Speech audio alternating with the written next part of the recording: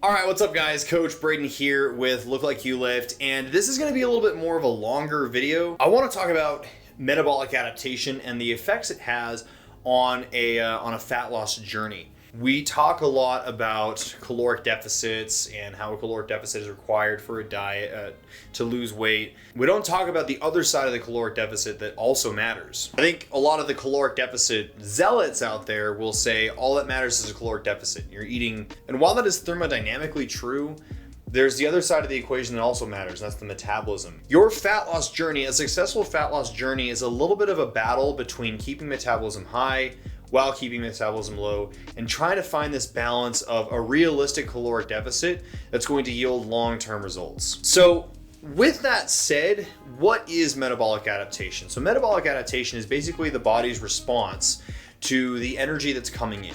So another way to think of it, let's say that you have a job where you make $100,000 a year. You're probably going to be spending the equivalent or budgeting the equivalent of $100,000 a year. Let's say that you automatically get a pay cut and you are only making $50,000 a year. Well, that's a problem. Now that your pay has been cut in half, you're gonna have to do some major budget cuts and re-look at your finances and pull a lot of spending away in order to maintain this new budget. Otherwise, you're gonna go bankrupt.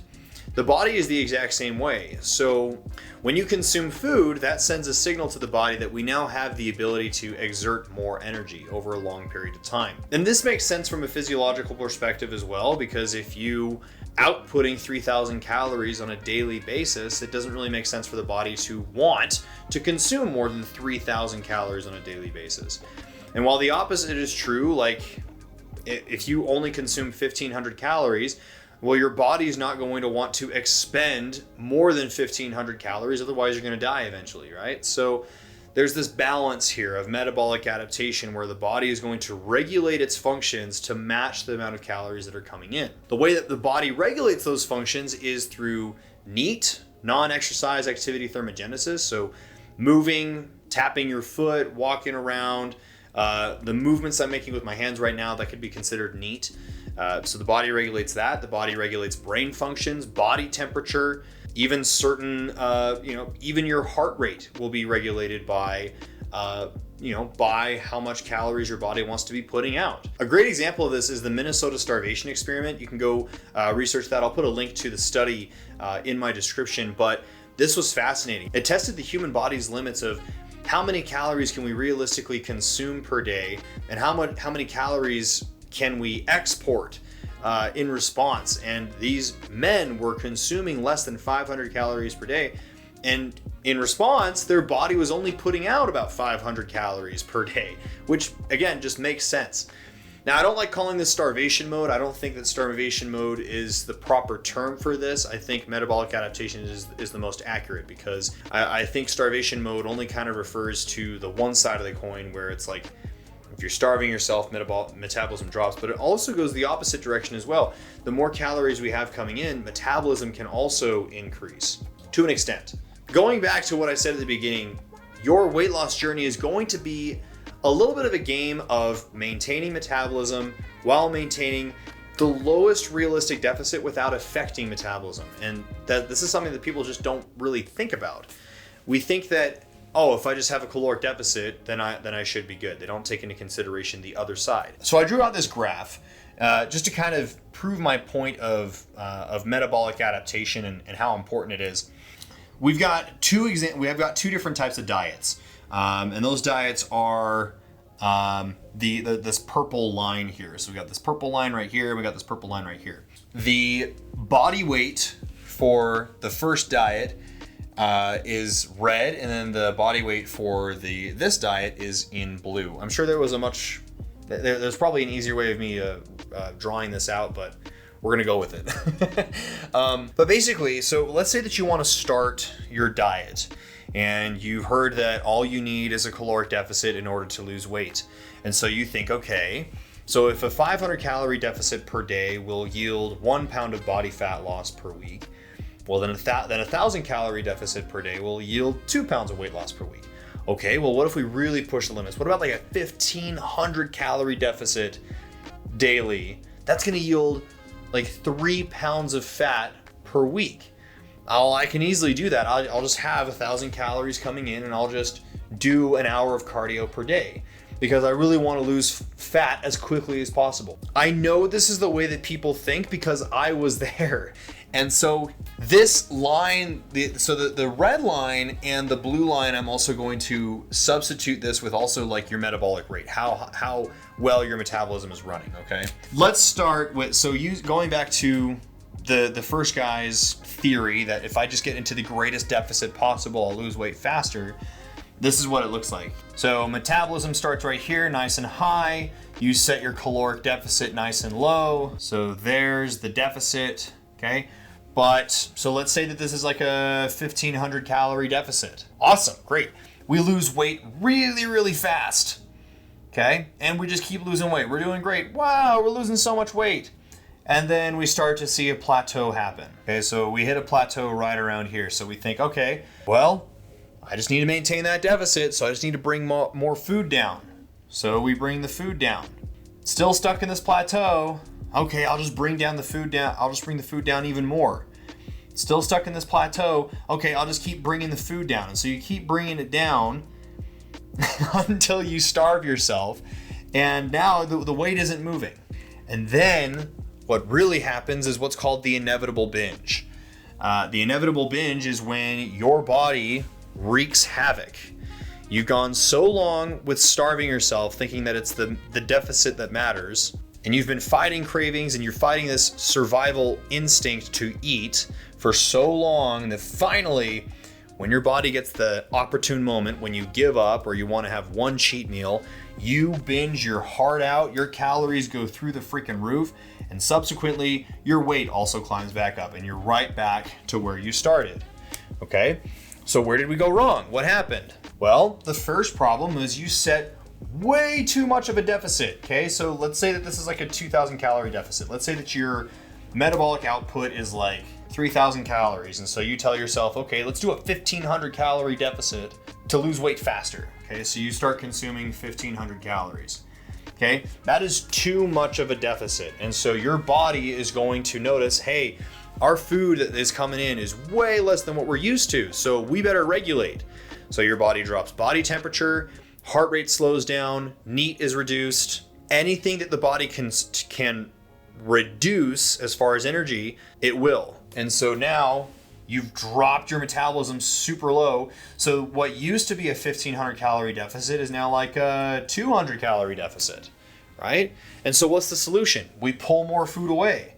Well, your metabolism is already super low, so you might drop your food down, but it's gonna regulate again, and now you're still only in like a 200 calorie deficit. But at this point, you're only having like what, 1,000 calories a day, and your metabolism has dropped substantially. So now you're stuck. There's really nowhere else you can go. What, are you just gonna starve yourself even more, skip days of eating, do even more cardio? No, that's insanity, that's suicide. And then because now that your body recognizes that we're in this hyper restricted state, you're getting hunger signals like crazy, like we need food. So you want to go out and hunt and find food. And then as soon as you give up, you spike. This is what everybody's diet looks like. And again, I know this because this is where I was. I thought that I could just drop calories super low because, hey, I'm not hungry. I can do that. And sure enough, I dropped weight really quick. You know, on 1,500 calories, there's nowhere else that you can really go. And like the lowest that I was able to drop my calories down was like 900 calories. And of course, you're not going to be losing weight. So there's a smarter way that we can do this. The smartest way that we can go about this is taking into consideration metabolism and not getting in too much of a deficit to trigger metabolic adaptation. And that's by doing things slow. Okay, so now we're going to take a look at diet, the other diet here, okay, demonstrated by this purple line, and metabolism and body weight demonstrated by this red line here, okay? Again, we're at the starting point of about 3,000 calories being outputted, so we might even start the diet at like 3,000 calories, okay? And we just increase a little bit of walking, a little bit of cardio. You start losing weight, okay? So we pull a little bit of calories away. This might be like a 400 calorie deficit. Great. We're still losing weight. When you start to notice things start to slow down, we do another 400 calorie deficit, 400 calorie deficit. Okay, and you keep doing these little micro adjustments along your journey.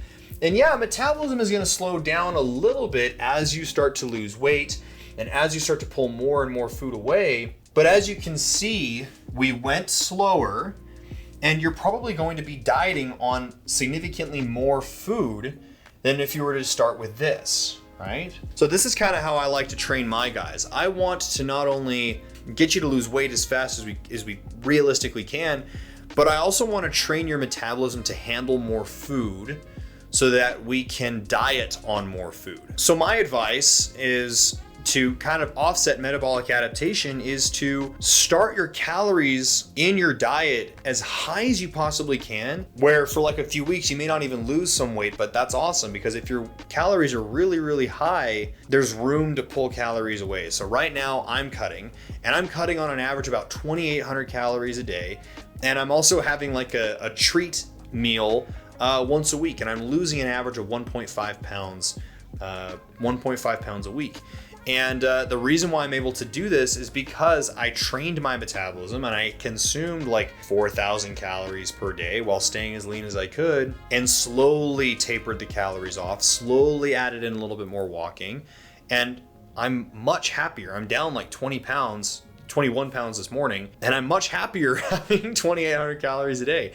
Whereas this same spot that I was in a year ago, this was me, and I was freaking miserable, and I didn't even look good. So anyway, now let's say that you screwed up on your diet. Let's say that you're stuck here, you're stuck on the plateau, you brought your calories down way too low.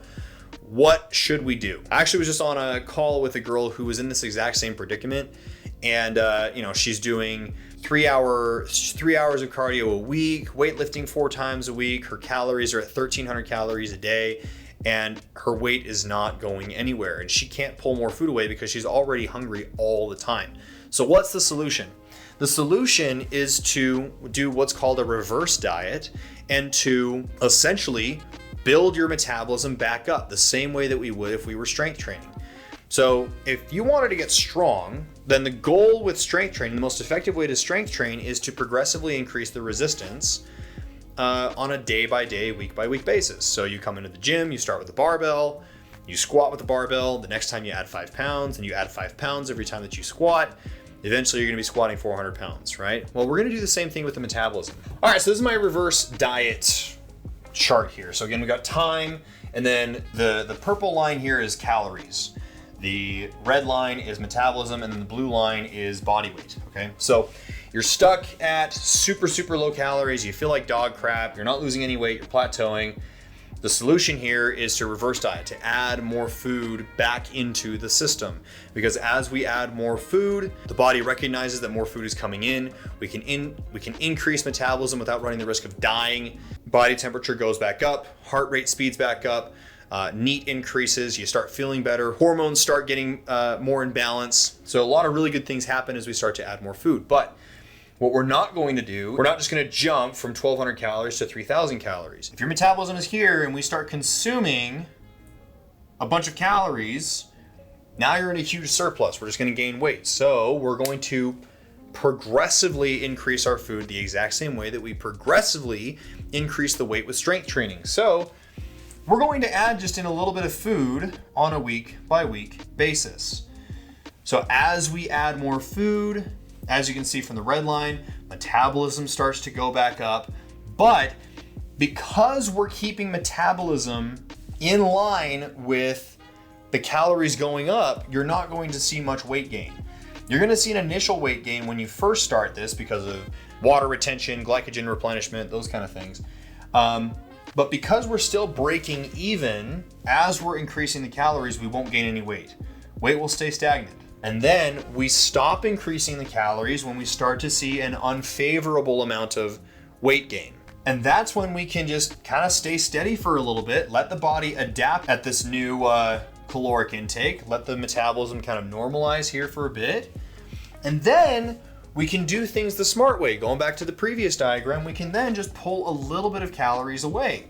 So now we're just pulling a little bit of calories away, we're losing weight. When things start to slow down, we just pull a little bit more away, pull a little more away, pull a little more away, and we're finally losing weight again. So here you were, stuck at this weight for weeks and weeks and weeks. So we took a month or two to reverse diet, to bring metabolism levels back up. You're feeling really good. Libido is coming back.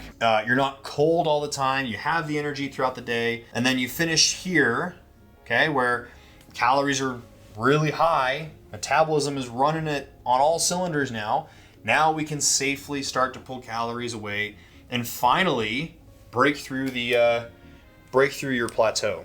So I'm a big fan of reverse diets, especially for people who have been dieting for such a long time.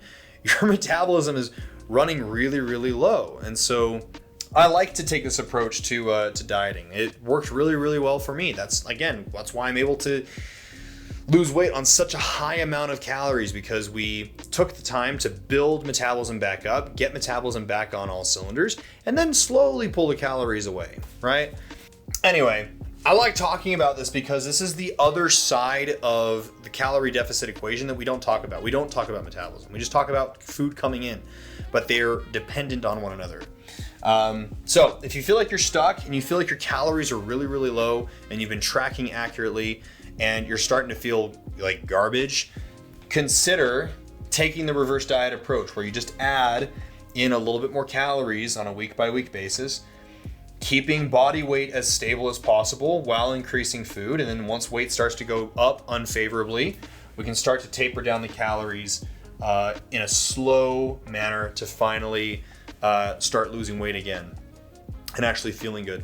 Guys, your weight loss journey shouldn't be miserable. I mean, the only time that it's going to be hard and miserable is when you're like a bodybuilder, like sub 10% body fat. That's when it gets rough. But like if you're looking to lose 30 pounds because you're going from obese to overweight, or you're trying to go from overweight to lean, it shouldn't be miserable. If you're miserable, you're doing something wrong, okay? So anyway, just wanted to make this long video. I know it's really, really long, but like I said, I enjoy making these kinds of videos because it really gets the point across that I'm trying to say. So yeah, if you have any questions, just let me know. Share this with someone who needs to stop dieting and needs to stop starving themselves. There's a smarter way to do things. And yeah, hope you guys have a great day, and we'll talk soon.